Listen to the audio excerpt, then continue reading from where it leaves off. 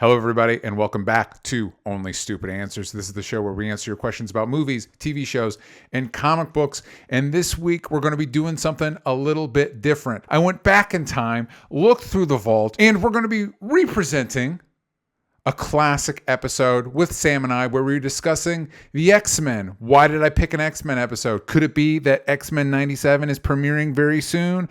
Could it be that Deadpool 3 is coming out and the mutants are being officially introduced into the MCU? Yes, those would be the reasons. Those would be the reasons I thought an X-Men episode would be a particularly good fit for right now. A big part of this classic episode that you're about ready to listen to or re-listen to, if you listened to it before, is Sam and I were discussing the beginning of what is known as the Krakoa era of X-Men. This is where Jonathan Hickman and his team of collaborators came in and created a new nation for mutants where the good guys and the bad guys, every mutant character was living in harmony together. This comic book era is actually coming to a close now. If you're not following the comics, they're getting ready to start a brand new X-Men saga. And truthfully, I'm very excited for it. As exciting and inventive and unique as the Krakoa era was for the X-Men line, I am a little bit excited to see them going back to defending a world that hates and fears them. That original recipe, classic X-Men formula.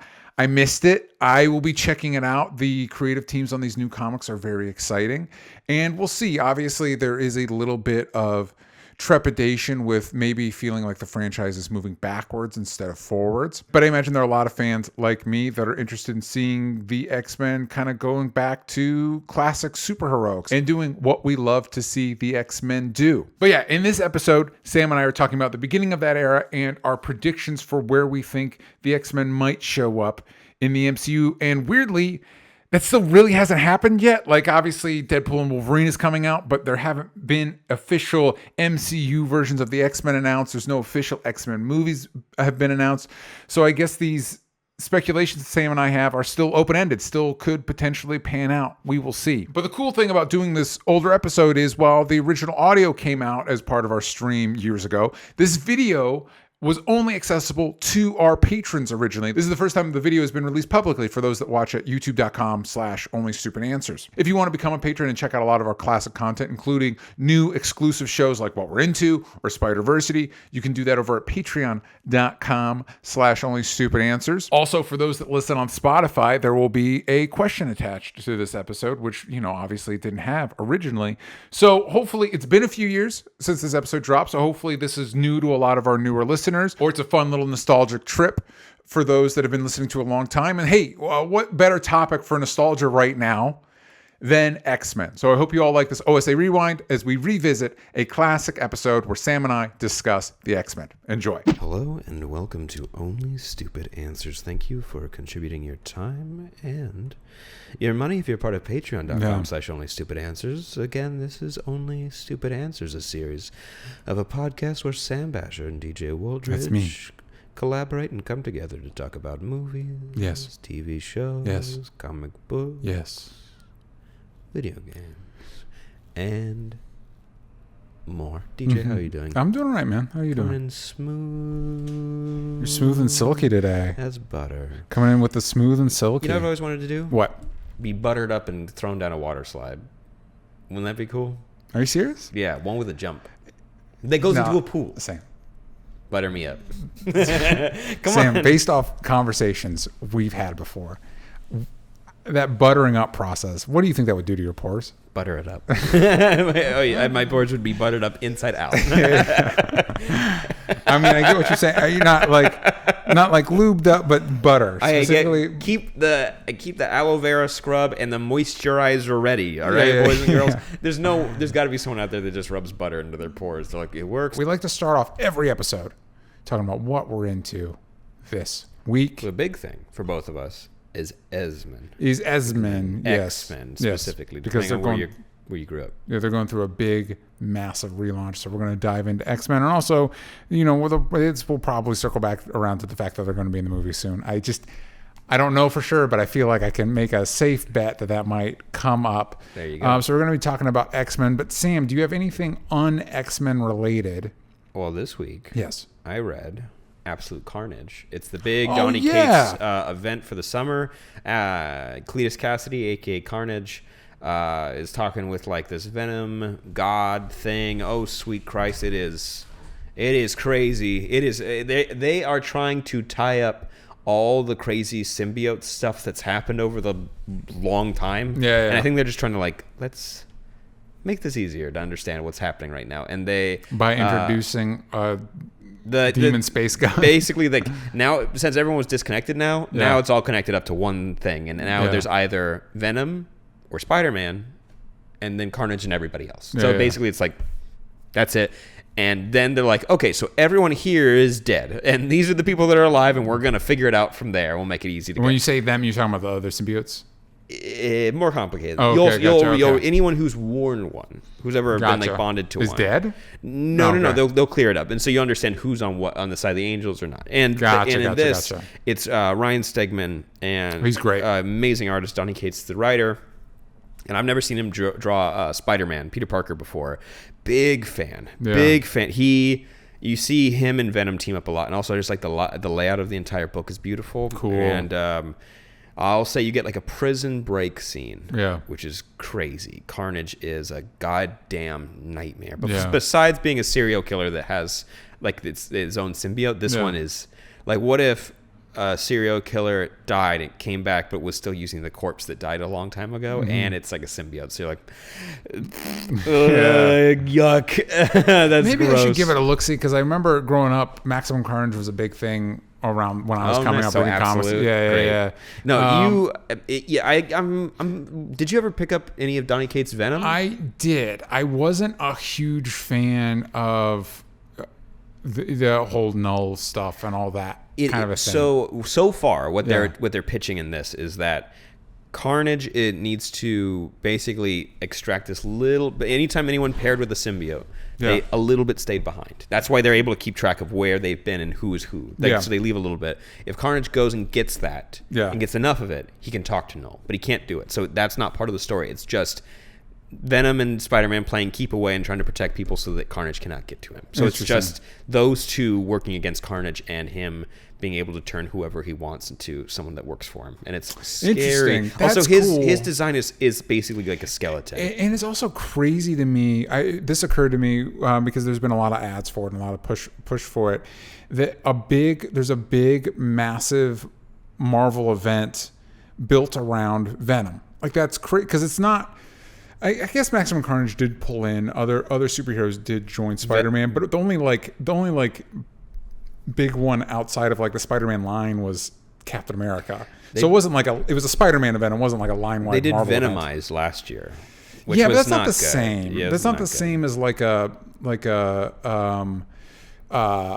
wow, I just blanked on literally every Marvel event ever. It's like a Secret Wars or a Secret Invasion or like one of those events. That's like just one of those, like, it's when they did like Web of the Spider-Verse or whatever. You know what I mean? It's not everybody, but this is kind of like an all hands on deck Marvel event. Like Original Sin. That's the one I was trying to think of. Or what was the one? War of the Realms. This is of that caliber, right? Mm-hmm. That's crazy to me. I also worth checking out. Yeah. I highly recommend it. If they still got copies at my shop when I go in, I'll see if I can pick up an issue next week. And Daredevil is amazing. Really like what Chip Zdarsky's doing with that book. Been just like lightly, not like heavily rereading Giant Days. Like not from the beginning, just kind of picking up. Like I started rereading it like a year ago, then I stopped. Yeah. And then I'm like kind of picking it up like once a week. I might read a little bit of an issue, and it's a nice one. But this week there's a lot of good comics. The only other one besides the Immortal Hulk, that one's just always going to be so goddamn good. But the one I wanted to mention, did I just lose it? Did you just delete it? Did I just lose it? Cosmic, excuse me. DJ, don't do that. It's Cosmic Ghost Rider. There's no way to know. It's like when you blame the dog. It's Cosmic Ghost Rider. It's the end of this. It's at the end of the run. Yeah. Cosmic Ghost Rider changes Marvel history or rewrites Marvel's history. Marvel history. That's what it is. Yeah. And Paul Scheer, a comedy legend, host of How Did This Get Made? Yeah. You've seen him. You have seen him before. Was the writer. You know this man. And the way that they button up the series, where it's like they perfectly make it that it this could have happened, but when you find out the point of view of this entire story, you're like, oh, this is a lie. Because you were alive, you probably didn't do any of this. I like the end of it where it's like, no, this is your drunk uncle telling you about, like, did you know that I went to school with Elvis Presley? And he was like, do you know I was the one that told him to do the dance move? That's what the gist of this story is. That's great. And so by the end of it, it's him telling Beta Ray Bill right before Guardians 1. And they're in a bar together like that. I was there for Original Sin. You weren't there. He's like, you weren't there. I was there. And he's like a little drunk. I'm like, all this is such a nice way to kind of wipe away any negative things that could have happened from the story. It made it very fun. I really liked all of it. His Spider-Man issue is the best one, 100%. Where like Venom and Spider-Man are like naked and like on a beach, like fighting each other, like because like their suits got ripped or whatever, and they're like, "I'm gonna fucking pound you into the ground." And in the background, you just see Cosmic Ghost Rider in a boat, like listening. You're like, "Can you even hear yourselves right now?" I'm gonna ream you, dude. That's great. And it's so funny because everything is just tangential. It's always like, well, I actually introduced this. It's like, no, you didn't. You didn't do that. Like they just did that. Anyways, no way. It's really good. For me, for what I'm into this week is I started checking out, there's a podcast called Pure Cinema that is run by the people that do the New Beverly, which is the theater that Quentin Tarantino runs. And apparently, from what I understand, this podcast is they run through the movies they're going to be showing each month, or how many times they do this podcast, of the programming schedule and what the movies are and what they mean to people and why they're showing them. But and the person that does the programming is Quentin Tarantino, and so this time he's actually on the episode of the podcast, so it's a 3-hour episode. So I haven't gotten through all of it yet because the programming he did was in lead up to Once Upon a Time in Hollywood, stuff that like fleshes out his the type of movies that influenced it. So like in the movie, they mentioned the 14 Fists of McCluskey. They show the movie that kind of is loosely an inspiration for that World War II Guys on a Mission movie, showing movies of other TV stars that kind of sort of had a movie career, like Leonardo DiCaprio's character in the movie, stuff like that. And it's really fascinating, and it's one of those where you're listening to it. It's interesting to listen to Quentin Tarantino talk. Period. Because he's got an interesting voice. Yeah, 100%. But also for a long period of time, because it's like, oh, you're just a movie nerd. Like you're just 100% just a movie nerd. But it's one of those, like, you go in and you're like, I feel like I'm reasonably knowledgeable about movies. I feel like I'm passionate about movies. And then you listen to this, you're like, oh, I don't know anything.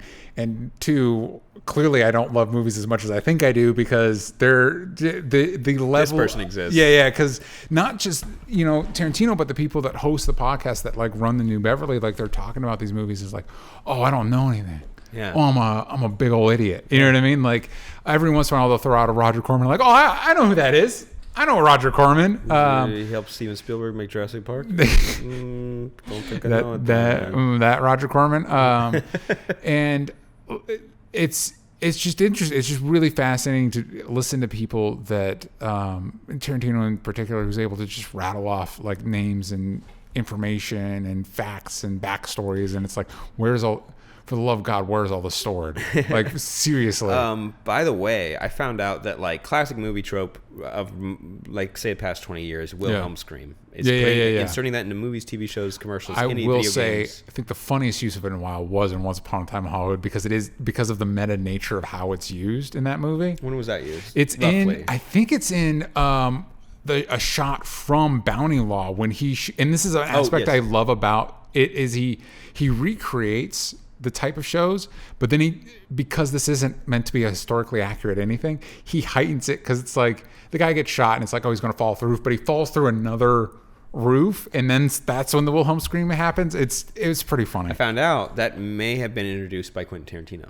Really? He did not create it, but it was, and I listened to a podcast called Every Little Thing. I've recommended it before. Yeah. They didn't, like, a deep dive. They're like, what is it? Like, what's that? What's the original one? And I think it's from if I remember correctly, it was a jungle adventure movie where someone gets attacked by an alligator and he makes that sound, but the sound was just some ADR they did to have some yells to put into a scene. So when they did the scene, they added it in there, and they think they found the scream that happened, and they also that is now the Wilhelm scream.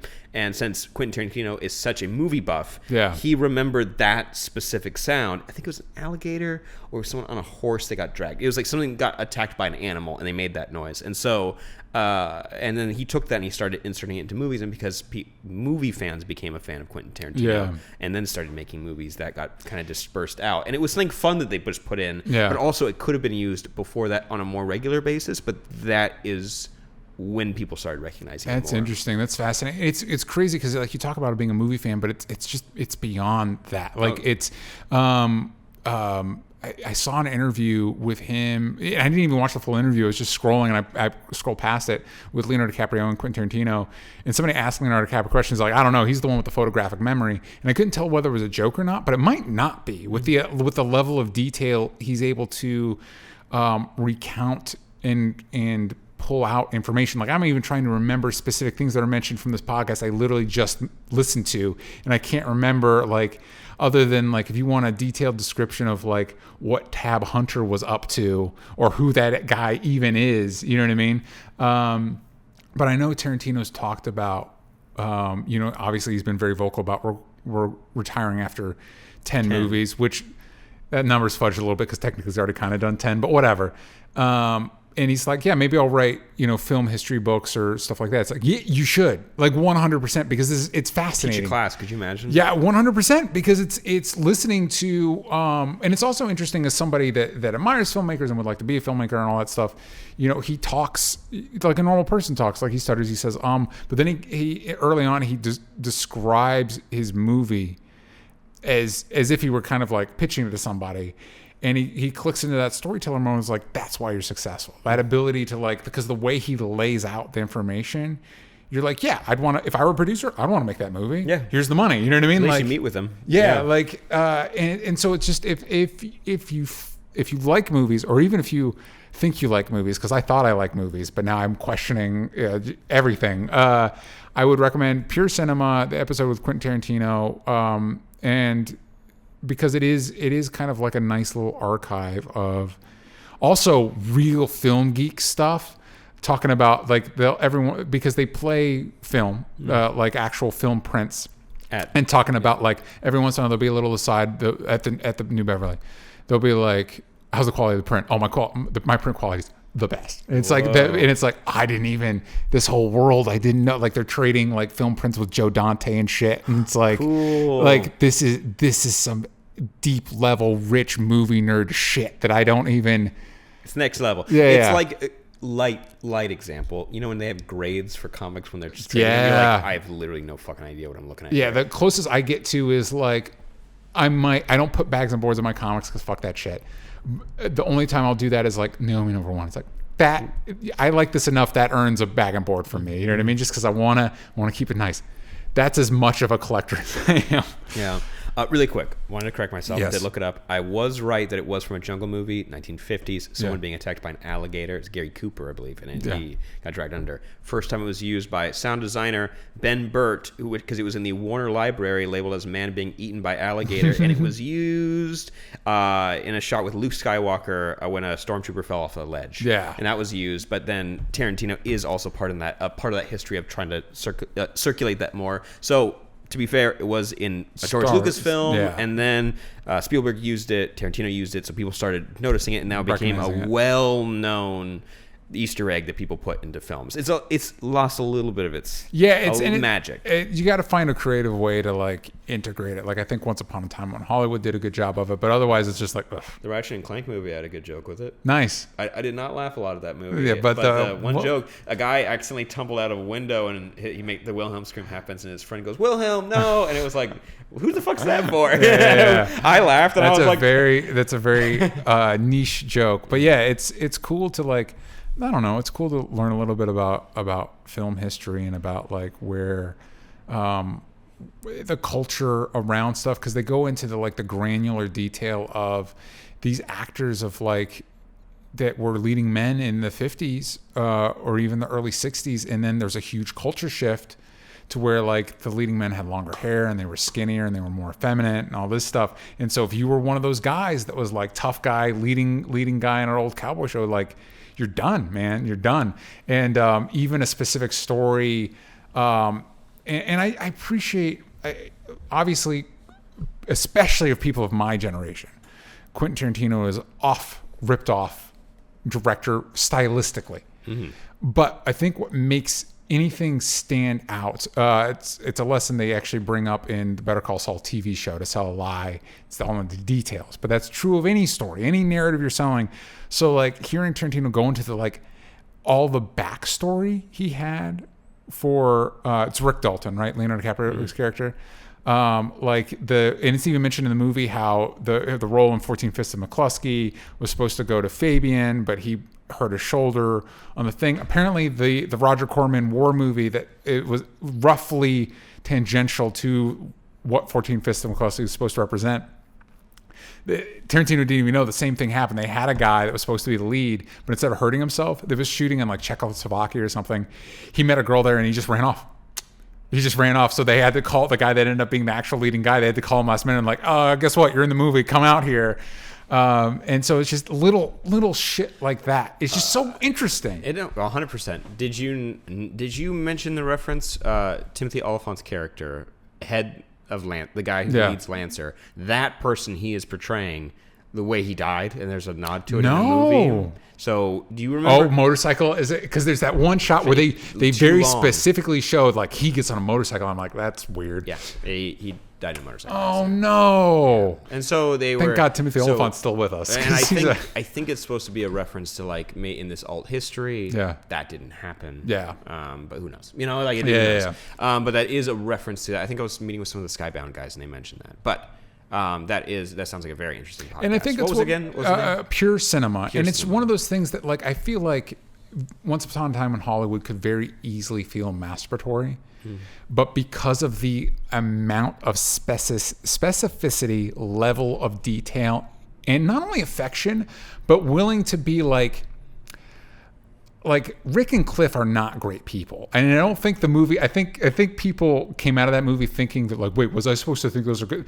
They're not good people. They're not bad people. They're good friends. They're good friends. And they have likable qualities, and they're also portrayed by incredibly likable actors.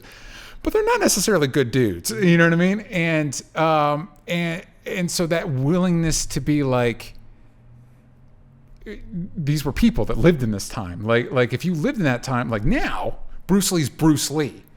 But at the time, he was just the second guy on Green Hornet. You know what I mean? Like that's it. He was just not at that time, maybe. Well, in the flashback, in the flashback, he's in Green Hornet. You know what I mean? So he was just the guy on Green Hornet. You know what I mean? Like, and also the fact that like Charles Manson was just that weirdo that came by the house the one day, and Sharon Tate was a person in movies. Did you know he has like a really big tie to the Beach Boys? Yes. Yeah, that was a weird history. It is. I mean, besides like his Beatles obsession. Yeah. Which. It's a bummer. Yeah. Especially Helter Skelter, because I like that song. I'm like, fuck this. Fuck you. It's crazy how many sociopaths were failed artists. Him, Hitler, like. Yeah. Doesn't excuse it. I'll be honest. Weirdly, doesn't excuse it. Come to the conclusion. Yeah. We spent a lot of time thinking about it, and it turns out it doesn't excuse it. So we're talking about movies that have come out this year. Another movie came out this year. Yeah. Do you remember? Do you know my segue? No. X-Men Dark Phoenix. Oh, snap. That did come out this year. Completely left my brain. Nah. I don't remember the end because... Yeah. I don't remember the end of the movie. I remember the end of the situation that we had. Yeah, a little fire alarm. Yeah. Boop, boop. We should have been evacuated. Yeah. Thank you to the staff that didn't do that. But yes, let's go ahead and hop into X-Men, because we talked a little bit about comics. Yeah. Talked a little bit about movies. Yeah. Let's talk about the comics and movies regarding the X-Men. Yes. So let's kick it off with DJ. DJ, what's your history with the X-Men? Did you read a comic first? Did you play a video game first? You know what? I think if I would really go with my earliest memory, it actually would probably be picking up a copy of X-Men 1, the Jim Lee, I think it's Chris Claremont, Jim Lee. Sounds like a cool team. X-Men 1 that I think might to this day be the best-selling comic of all time. Really? Something crazy like that. And I bought it in like a grocery store back in the days when comics were, it was Chris Claremont and Jim Lee on art. And I remember I had two copies that I ended up, there's a kid in elementary school that was totally gaming me. Like, he trades. I was like, I want that action figure, and then I trade him. And then as I got older, I realized I traded him more valuable action figures for his less valuable ones. And it's still, I'm gonna be honest, it still stings a little bit. Well, I've been in a similar situation. But I did find out, because X-Men #1, that was right at the height of the speculator boom. Because it's like the best selling, it's not worth everybody. Literally, you don't even know about it. You probably, if you just looked in under your parents' bed, there's probably a copy of X-Men 1 by Chris Claremont and Jim Lee there. But anyway, I think I picked that up. And then beyond that, the cartoon, the 90s cartoon. Like, of course, you know what I mean? They had reruns of the cartoon, and I think my first actual introduction where I knew what I was watching, like I was fully aware, was the first movie with Hugh Jackman, because I didn't know I didn't know anything about the movie going into. My brother and sister invited me, and I remember the first like cage match scene in Canada. You're like super confused, like this girl sucks the life out of people, and this guy's got claws or something. And when it starts, I don't know about you, but as growing up, finding out that the claws weren't the power, the healing was the power, and the claws were like an ancillary thing. Like, oh, what? Yeah, I was super confused. I thought the claws were the power and the healing was the thing that like made anything work. But it was that comic, that movie felt really cool because it was around a similar time. The first Harry Potter movie came out like after it, I believe, if I'm remembering the timetable correctly.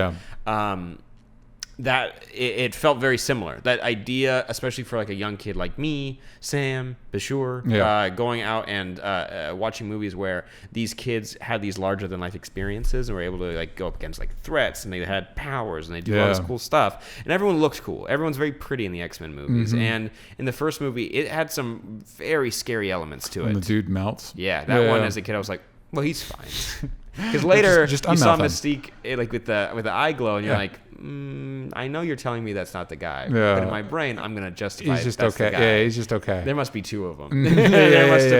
That must have been something else. That was my first interaction with it. And then in Saturday morning, like Fox animated cartoons, they'd play the 90s X-Men cartoon.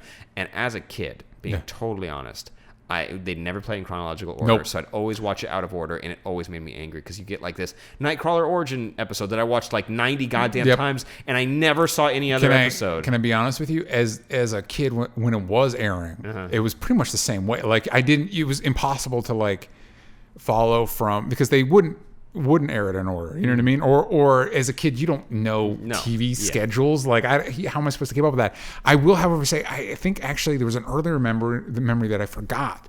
And it was this VHS of a failed X-Men pilot called Pride of the X-Men that I believe came with an action figure I got.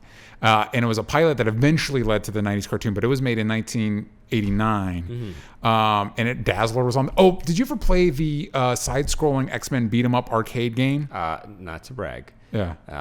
Some people, before recession and money means nothing. But I had a rich uncle, and one of his weird purchases was that console, so I played it at his house, and he had the whole cabinet, four player. I'm just so jealous. Oh yeah, as a kid I would play it constantly. So jealous. I was so bad at it. Also, it only had like the first 2 levels there, but like it was still really cool. But that lineup. So Dazzler was on the team inexplicably. Like you get Wolverine, Colossus, but Wolverine had like an Australian accent for some reason. Why not? And I think that was why, because in those cartoons showing Wolverine's healing power, it's gross. You know what I mean? So that's why the healing power didn't mean anything to me, because I'd never really seen it as a kid. It's not until like, the movies, it's PG-13, you're allowed to see them like cuts and blood and all that stuff, but I still probably have that VHS somewhere, and I still have fond memories of it, because it also has the Brotherhood of Mutants with like Juggernaut and was Pyro definitely. Was White Queen in there? She might have been. Mystique's in it.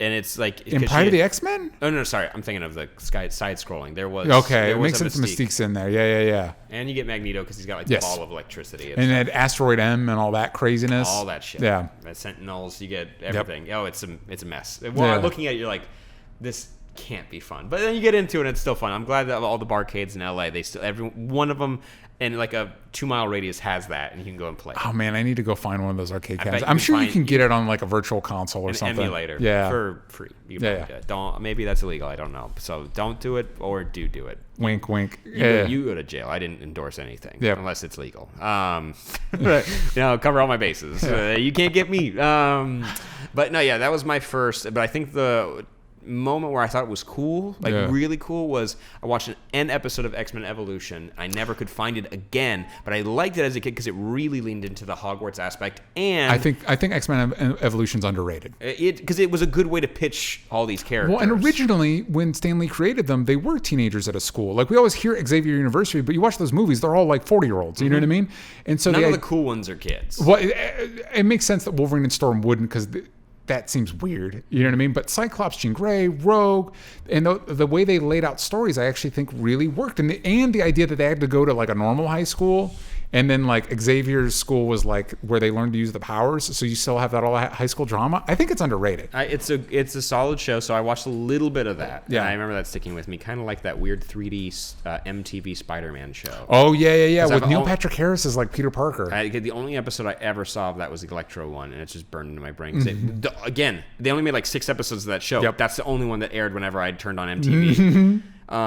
But no, the X-Men 2. Because you get Nightcrawler. That opening scene, I know the Corridor crew online did like a breakdown of how they could have pulled this off. Yeah. And even then, I'm just like, it's multiple stuntman and like editing them out and like using simple ways of like hiding them, or it's like you do like pre-res stuff, and it's like all of it looks time-consuming and tiresome, especially the tail. The tail on Nightcrawler, you're like, that's crazy. Because then as a kid, you're like, yeah, I don't want like the scars that he put on his face. Yeah. But like, he's got like cool ears, and he's got the tail, and he's like teleport. He can teleport, and he can hang upside down if he wants to. Like literally everything about him is cool. Nightcrawler's fucking rad, and so that was really cool. And also that's when Magneto teamed up with everybody. And I'm like, and it made mutants whatever you wanted it to be. You know? And also you had Stryker as a bad guy, and he's still one of my favorite of those movie bad guys. Brian Cox. Brian Cox is so good in that movie. He's such a good actor. And you know what was super fucked up was the one Professor X's kid that they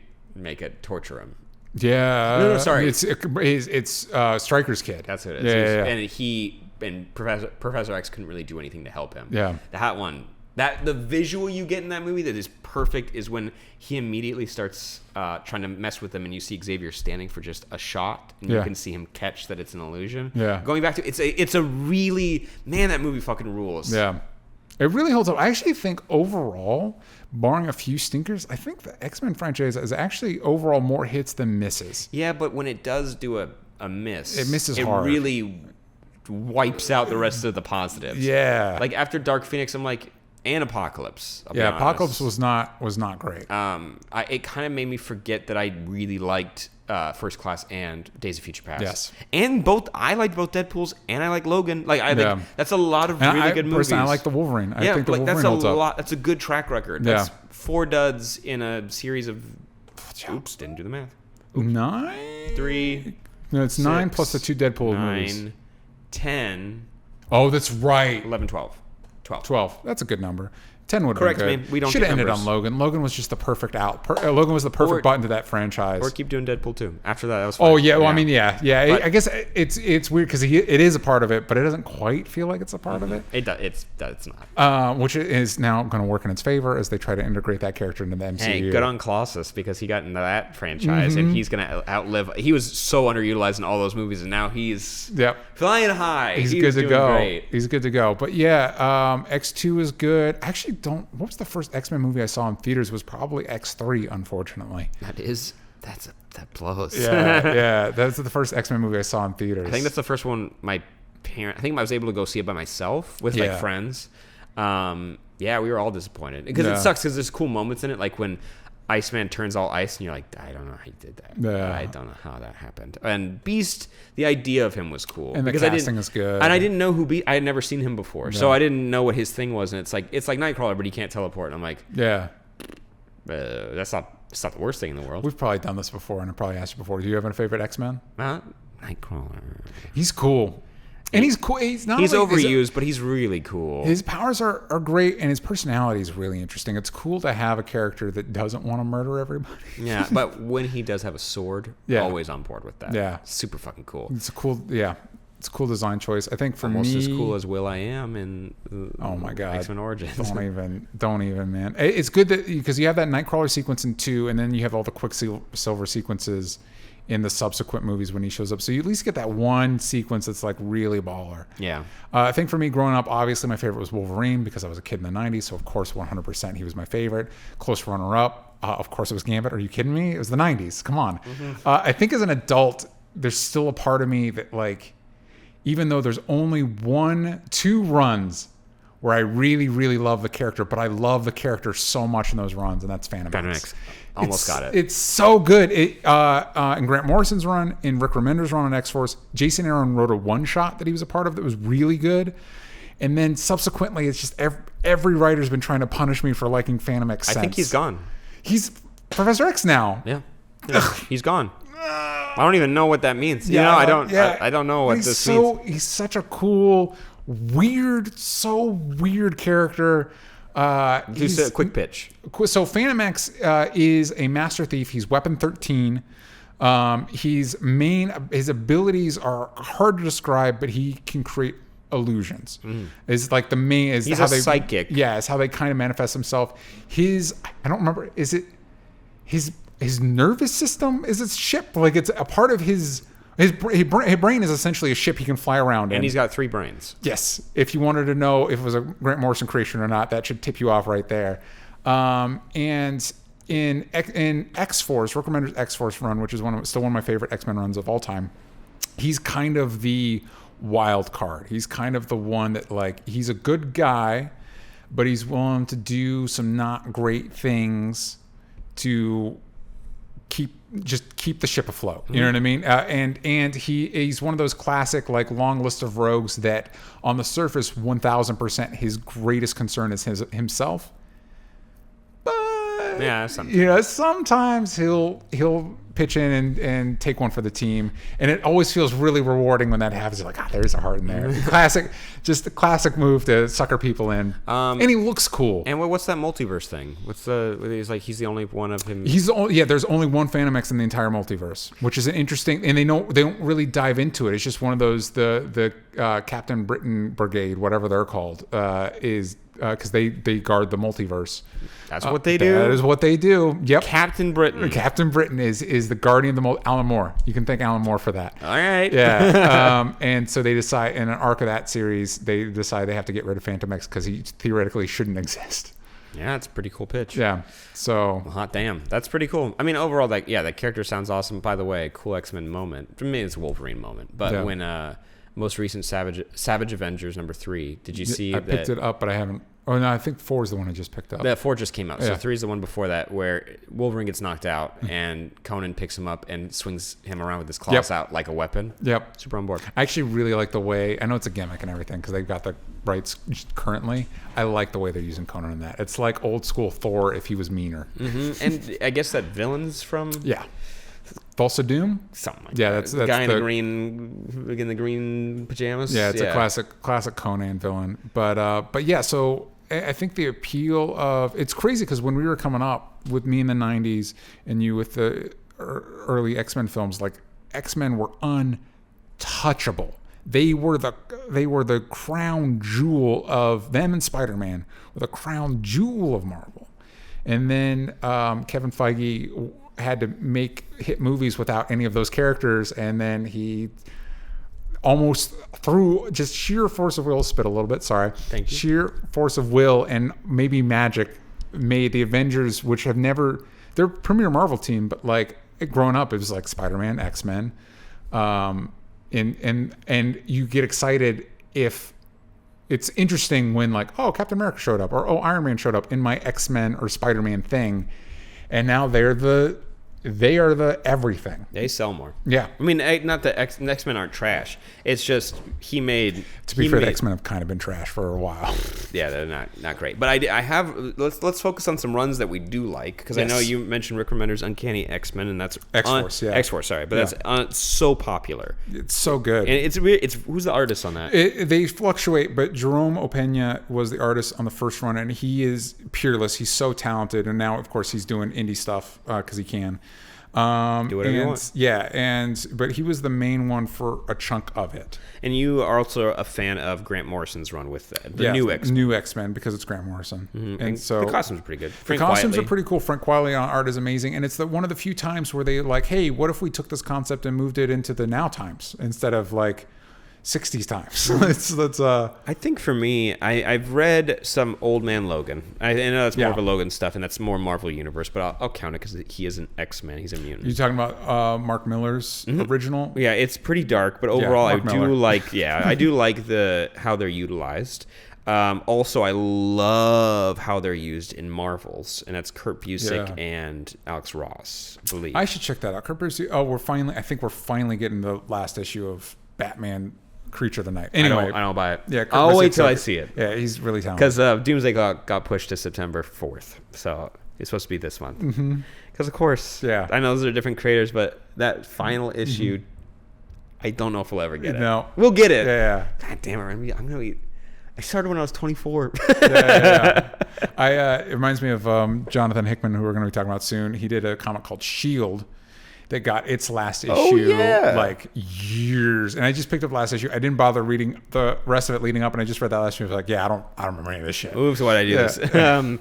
No, in Marvel's, the use of the X-Men, it's such a cool moment for them because you see people kind of rally against these younger X-Men. You got your Cyclops, your Angel, your Beast, and Jean Grey, and they know that they're mutants. Yeah, there's no secret. They're not like being lauded as something magical like Iron Man or Spider-Man or Captain America or whatever. Like, people hate them, and there's a great line in there where they're like, people are throwing shit at them and they're up against the wall. It's this really cool shot where it kind of looks like the cover of Days of Future Past, where like the whatever but it's more of a spotlight on these characters, and as they're walking away you can see them getting angry, but Cyclops gets them to calm down, and he says, don't worry, they're not worth it. And it allows this main character, who's a regular person, to have to think about what he meant by that. Like, they're not worth it. This anger that we have, that you have towards them, and why do they think that? And it's the way that it kind of makes this guy spiral and have to think about,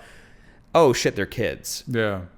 They have their thing, like they have their mutant ability that you can be scared of. I know it's a parallel for like racial issues, but in this case, this person shoots lasers out of their eyes and it makes buildings melt down. And he does that just by opening his eyes. Yeah, it's not like a 1-for-1 comparison. No, it isn't. Yeah. So you kind of lose it there, Marvel. I know you get pats on the back for that, but take it down a little bit.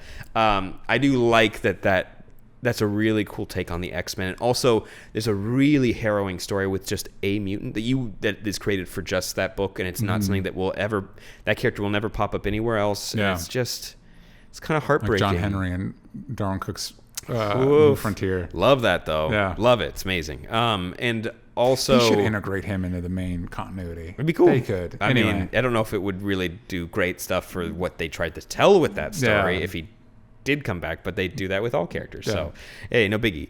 But yeah, and also Avengers X-Men. I was super on board with Avengers X-Men and the Axis event, because I read those rather recently, because it kind of just working my way through that. That seemed like a pretty cool time at Marvel when they were writing all these books. Like, you had the new Avengers, you have like Iron Fist and Luke Cage and Spider-Man and Wolverine being a part of the Avengers team. And for the X-Men, it's just all of it seemed really cool. The X-Men are kind of dicks, but like overall, it's cool to see these two teams going up against each other. I talked about Kevin Feige with the Avengers, but I think the upswing with the Avengers really had to start with Brian Bendis' new Avengers, because that was the first time I remember, like, oh, the Avengers, that's like Captain America and Thor and Iron Man. And then you're like, guess what? Avengers are coming back, but Spider-Man and Wolverine on the team. Oh, sign me up. I'm in. Also, that first issue's cool as shit. Yeah. It's so cool. And then you get to introduce the characters, like, for me, it was an introduction to characters like Luke Cage. You know what I mean? Like, I didn't know. And now it's like, oh, yeah, this is why he's great. And if they did that for, like, what if Brian Bendis was going to do a Justice League, but it was kind of pitched like that? And, yeah. like, I'd be like, that's... I don't know. Super cool. What would the equivalent Or like Justice be? League International. Yeah, what would be the equivalent of, because Or Detroit. DC's in a unique position where that Marvel is in now, where their premier team is their premier guys, Superman, Batman, Wonder Woman, you know what I mean? I don't know who they're in that situation, who their Spider-Man is, or who they're like, it'd be cool to have like a Naomi or a Sideways on the Justice League. Like that'd be dope. That'd be really rad. Sideways would be cool. Yeah. He is pretty OP. He's pretty strong. Yeah, so it'd be interesting to see. I mean, Cyborg kind of like in a way, or Beast Boy or something like that. I really want the Cyborg from Doom Patrol on the Justice Everything. League. Yeah, I really like that interpretation of that character. But anyway, we're talking about X-Men. A lot of good runs. So recently, because the Avengers stock has been on the rise, X-Men was owned by another. The X-Men film rights were owned by another company. So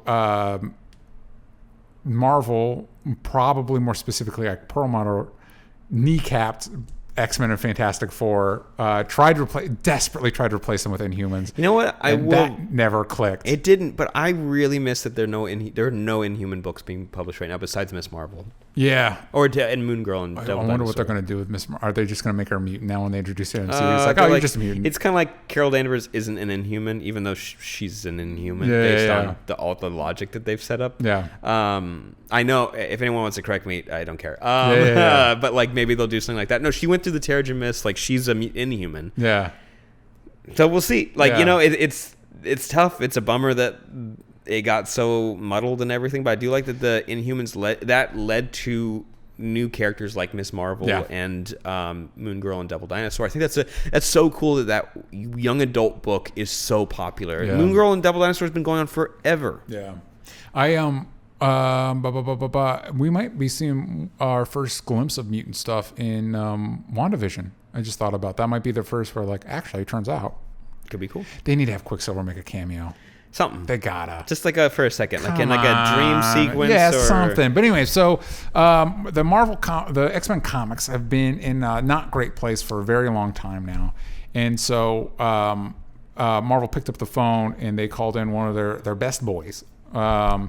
Jonathan Hickman, who did tremendous work on Fantastic Four, he did tremendous work on Avengers. A lot of his work influenced Endgame and Infinity War.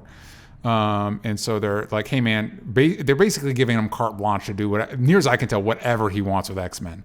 There feels like there's very little editorial interference in this situation at all. And so we're now 3 issues deep in what is essentially a 12-issue arc. It's between House of X and Powers of X or / Powers of 10. And what are you thinking? We're in issue 3, and we now issue 3 of the 12 of the 12, which is issue 2 of House of X. If you were worried that the X-Men were going to stop being confusing, don't worry about it. We in Powers of X, we got a scene that's like, this is the most important scene in any X-Men comic ever, and we're not told what it means. This issue, we find out what it means, and we find out that Moira McTaggart, classic X-Men supporting character, is actually a mutant. Is way more important than you thought. She doesn't have an overt mutant power, but we learn that in a light spoiler. We'll go a little bit of spoilers in this. Just kind of also, this is meant to be kind of like, if you've ever been interested in X-Men, this might be kind of a fun place to jump in, because they are going full into the weirdness. Yeah. But it could also, so far I'm intrigued by what they're setting up. We find out that her mutant ability is reincarnation. Yes. And it's not in the sense of like, I guess in Buddhism or in other belief systems that you reincarnate maybe into the basically next when life, you die, like in Avatar: The Last Airbender. As soon as you die, you are born again. So you linearly, your soul is experiencing things in one straight line. Yeah. For her point of view, it loops back to when she was born. She has the same parents. Yeah. And she has all the memories from the previous life. So she's living in a time loop over and over again, and she can die at different times if that happens. Yeah. But in this case, she's choosing to live her life in different ways. She meets Charles. She sees the X-Men exist, and we're seeing how each of her lives take different routes and her point of view on mutants and herself and her role in the world and what it means to be a mutant and a human in this big old arms race. Every single outcome so far has been scary bad, like super scary bad. And so what I'm getting, though, is that she has now shown all of her lives to Xavier. Yes. In this timeline. Yes. Which I will say, like, because at the back of the issue, They give the different timelines, which I like the little like back matter and all that stuff. I like the way it's designed. Although apparently Jonathan Hickman has been plagued with like spelling issues with this new X language he's created. A little bit. But I will say, when you look at all the lives, and then you look at now she's on life 10. I think my favorite issue is she has an interaction with Destiny, which is an underused character, and this is the perfect way to use her because it's a character that can see the future. Actually, speaking of Nightcrawler, originally her and Mystique were supposed to be Nightcrawler's biological parents because Mystique can change, so she was going to impregnate Destiny. And then Marvel was like, no, this is still the 60s or 70s. We're not going to let that fly. So who's the dad? It's Azazel or something. It's like a red version of Nightcrawler. It's a demon or something. He's in the movies. But it's weird. Red version looks cool. The red version does look cool, but I do, especially with a scene like this, it's like, yeah, let those be. That's cool. Like, that's a cool. And originally, Colossus was supposed to be gay. And that was another editorial was like, And then in Ultimate Comics, he is gay. Shout out. And now it doesn't exist. But I like that interaction. This is my favorite of the 3 issues we've got so far because it's the most grounded in character because we're following Moira, so it feels more vital. It feels less like a thought experiment and more like we're telling a story about this person, and it's interesting. I will say though, when you look at the timelines and you see like when she marries Apocalypse and when she does these things, and now this one is the current continuity. It's like, what? She has no plan on this timeline. What are you talking about? I mean, so She's far just kind of dicking around. They've now founded their own homeland and they have their own language, and all the mutants have united. And even if they're bad or good, it's like you have a safe place here. Yeah. But in the future, we see that this really never goes well. So it does. At the end, 1,000 years from now, it looks like mutants are in charge, and now they've humans as slaves. So museum exhibits. There you go. Yeah, it's little pickles. Yeah. It's honestly, like, just you brought this up. It's like just stop looking at the future, guys. Like, you got at a certain point, you just got to live your lives. I think all the pessimists are the ones who get the clairvoyant powers because it's ridiculous. I was a little bummed because one of her timelines looked like a Days of Future Past, and a part of me thought it would have been cool if like each one of her like one is Age of Apocalypse, one is like she marries Apocalypse, but it's not the Age of Apocalypse timeline. It's like that would have kind of been cool, right? If like all our timelines were the different X-Men timelines. One of them was like clear event comics, like this all happened. Yeah. Like when they had the Phoenix Force, like X-Men had the Phoenix Force. Oh yeah. That clearly happened, but that was like in timeline 5 or was whatever. Was that 5? Yeah. Which doesn't mean this didn't happen. Yeah. Because that was when she was just witnessing it. Yeah. So isn't she David Haller's mama? I don't believe so. Not in the Legion TV show, but I think in the comics that is true. But also, we're gonna check real quick. We're gonna confirm. Here you go. Oh my gosh, what? Legion character maybe, but I could be wrong about that. But and based on all the other timelines, it looks like maybe that's not true. But I vaguely remember that. Legion. Oh wow, man, we're really dragging the episode down with me trying to figure this one out. Wait, we're getting there. What did you think about this issue? Which issue? With Moira. I think it was really interesting. I think you bring up a great point that it finally Gabrielle Haller is the mama. There you go. Yeah. I like that they had a point of view. That was nice. It was super refreshing because it's super hard to. And also, everyone's acting like a fucking creep, and you can't figure out what the hell's happening. That doesn't fix it, but you know that like Moira, fuck man, she's been through some shit, and this is not her fault, and she really can't fix it. Yeah, there's not really a clear way for her to stop doing this, and for her to be passive in all those lives is also maybe selfish of us. But at the same time, at one point she was just a murderer. Yeah. In two different timelines, she was just a straight up murderer. I like it too because it's as people try to like reinvent stuff, this is a really interesting way of like I think typically like a more traditional comic would be like, Moira got hit by the Phoenix Force, but for some reason now she's the most powerful Phoenix of the Phoenix Forces. This is if you want to say this character is not who you thought they were, and also is maybe the most important character in the X-Men line, this is a really unique and interesting way of doing it. Mm-hmm. And it's also I think the part of the appeal of the X-Men is cool powers, and this is a unique, interesting power, and also like a lot of X-Men powers, kind of a fucking nightmare. Because there's no way. How do you plan for? Even Destiny kind of plans for it, but even then, you're like, it's a stretch if you figured out where Moira is. So it'll be interesting to see how because this is this is our prime timeline. So theoretically, we shouldn't get another Moira situation. You know what I mean? Because then that would be a branch. Because it's not part of the main, unless that's your gateway to like relaunching the Marvel comic universe is through Moira, which I actually, now that I say it, I'd be totally down for. Kind of cool. Yeah. Efrain in the chat says, my mutant ability would be to embody video game character superpowers like Mario Spitfires. That's pretty cool. I did ask the chat. I asked the Discord. Yes. Favorite X-Men and why, and what powers would you want? What's a power that you haven't seen yet in the comics or in the movies that it would be cool to see live? Everything they've done with Legion so far has been a really cool way to manifest all of his whole messed up situation. But Landstander, also unique uses of the whole X stuff that like echoes stuff that you know about. Like Sid can't touch people like Rogue, but what that means for her is different than what it means for Rogue. Landstander says first response is Nightcrawler as my favorite. Nightcrawler's my best boy. Says Echo Spider. Joelville, Storm as the OG avatar of the X-Men. Yeah, that's pretty cool. It's Storm. They've made her Omega level now, right? I think so. Yeah, and also you're controlling the whole global weather. Everyone's like, maybe you make it smaller with like, just like a 25-mile radius. Like that's insane. That's crazy. Yeah. Nightcrawler's powers is getting a lot of love. Brenda, I always liked Rogue, but it's like 99% because Anna Paquin. I like Kitty because she has a dragon. Storm is who I want to be when I grow up. Kitty always has like the coolest power to me. I think phasing through stuff. If I had to like pick, teleportation is top of the pack, but. Yeah. He goes to like a hell dimension before he pops out somewhere else. Also, Brimstone smells like farts, so there's no way you don't constantly smell like farts. Yeah. And no one's ever talked about that, huh? Yeah. We haven't dived into that, huh? But phasing through that ability is super fucking cool. Yeah. Always a big fan of that. No one can hit you if you time it right. Yeah. Unless it's instinctual. Do you have to see, don't you have to be seen, see the place you have to go there for, I don't know what the kind of question was being written there. I was reading it as I was looking at it for the first time. Danny M mentions Mohawk Storm, which I'm a big fan of Storm with the Mohawk as well.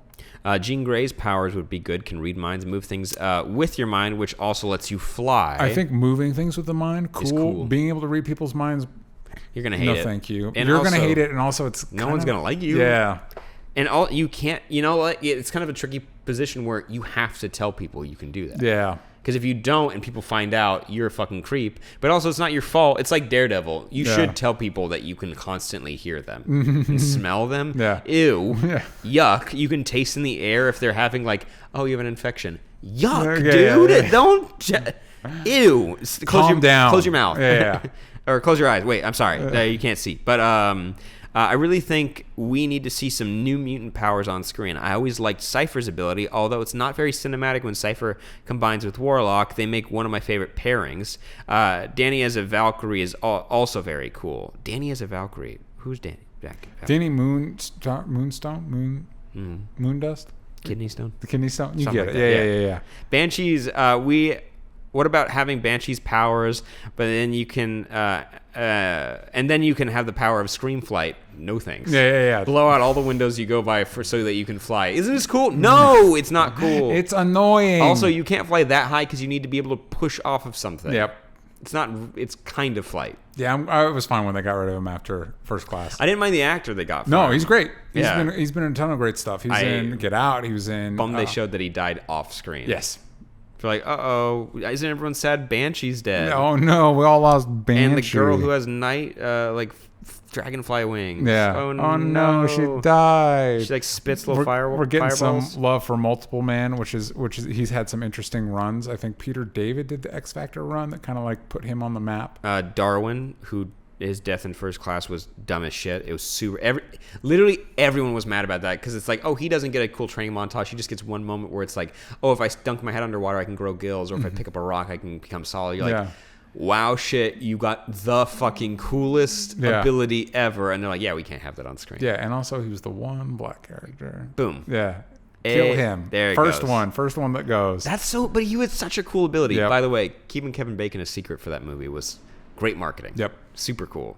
It was a fun surprise. Wait, what the fuck? Why is Kevin Bacon here? Yeah, wait, what's he doing? Yes, hello, Rogue. Thank you very much. I want her power. I don't care if it annihilates me.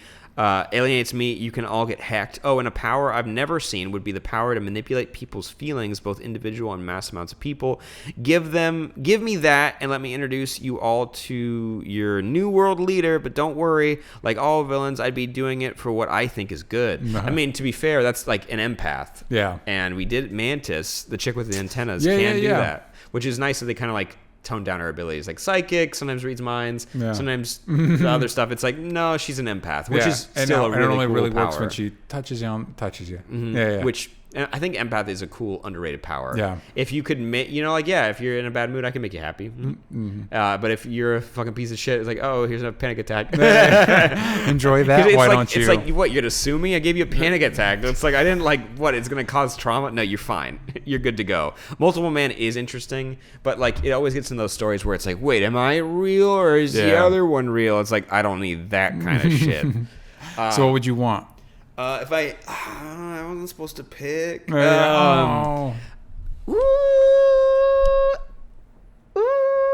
I'd go with that sounds like a test audio sound.